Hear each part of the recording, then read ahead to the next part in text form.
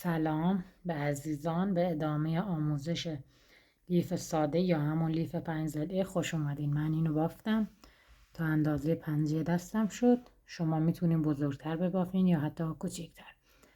الان میریم برای ادامهش.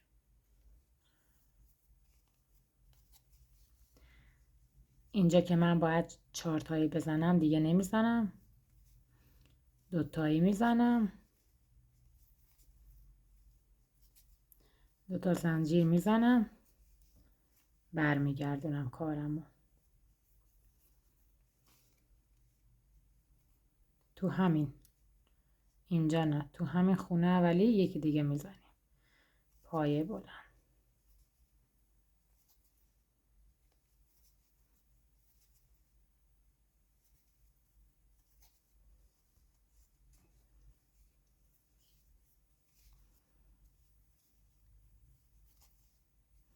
بافت ادامه میدیم.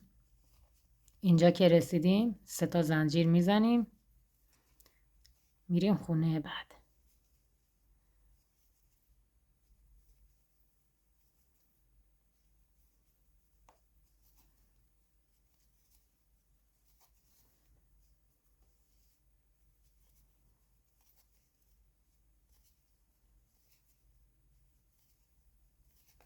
دوباره اینجا که رسیدیم،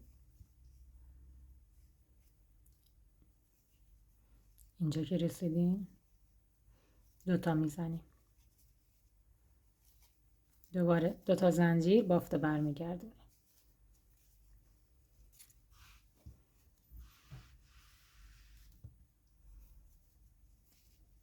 دوباره میایم تو همه خونه، یه دون دیگه پای بلند میزنیم، ادامه بافت و کامل پای بلند میزنیم، پای تک.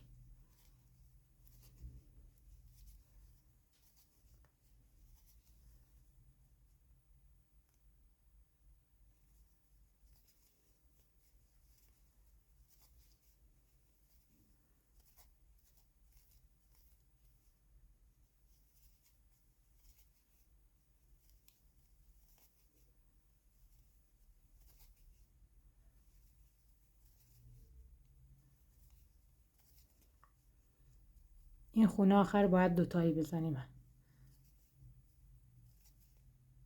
بافتمون جمع نشه. دوباره 2 تا زنجیر میزنیم، بافت برمیگردونیم. دوباره تو همه خونه یه دون دیگه پای میزنیم. ببین تو همشون 2 تایی باید باشه. به همین صورت بافت ادامه میدیم تا هر چقدر دوست داشتیم بلند بشه. خب من این قسمت لیف هم بافتم، این قسمتش هم 7 رز باید باشه و اینجا دیگه میخوام به هم وصلشون کنم.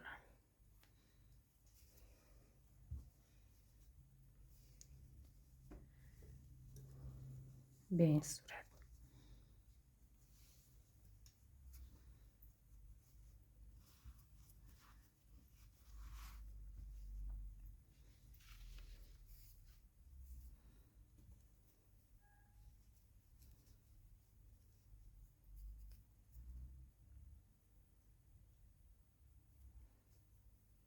از یک گوشه میگیریم،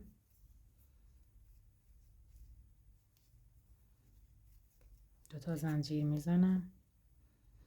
ببینید درست باید بذاریمشون رو هم.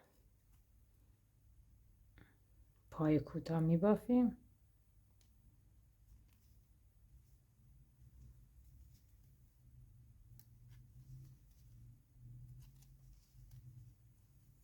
این بافتارم این زیر مخفی میکنیم.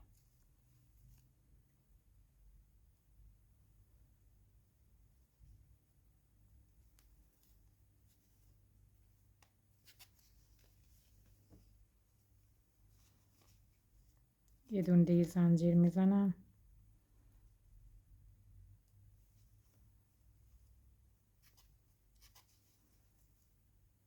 بعد از پای کوتاه یه دونه زنجیر میزنیم.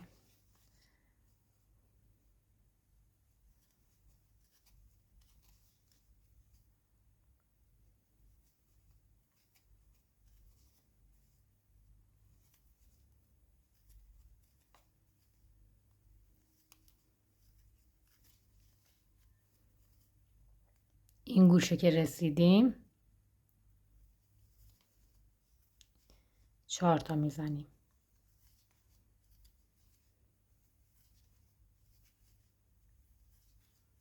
دوباره یه زنجیر میزنیم.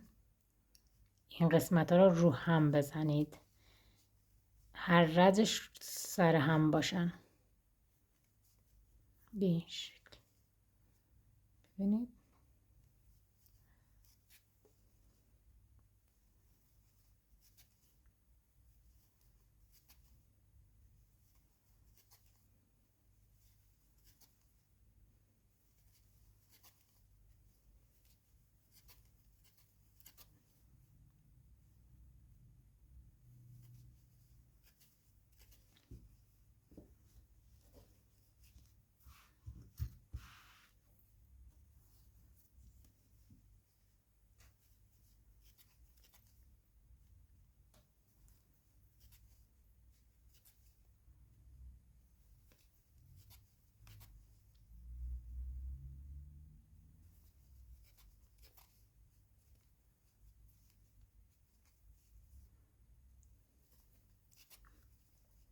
تو این خونه 4 تاییه باید 4 تا بزنیم.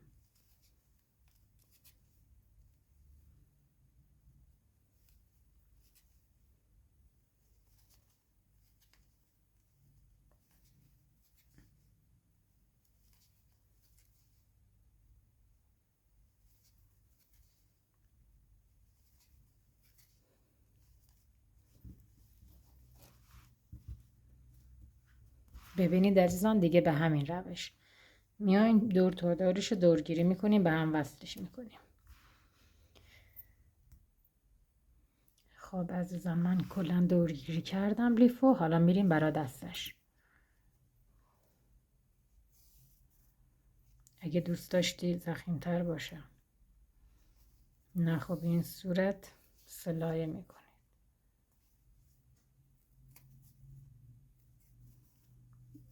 دستش کامل زنجیر میشه دیگه.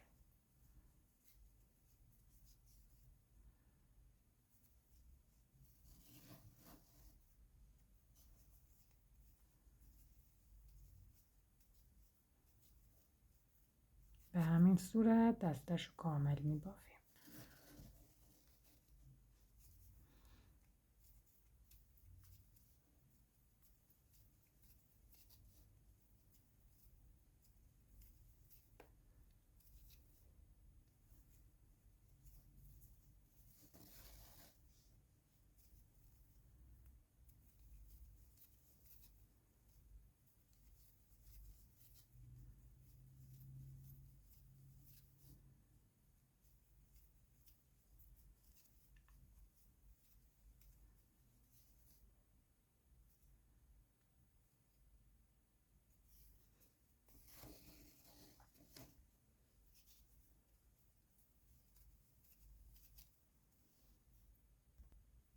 من دستش هم کامل کردم.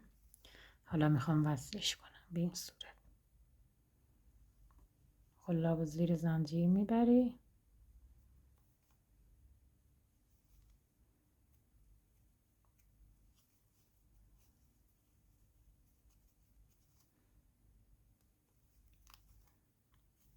دوتا هم بس اینجا میزنی که باز نشه. امیدوارم این آموزش مورد پسندتون باشه و ازش استفاده کنید. تا آموزش بعدی، خدا یار و نگهدارتون.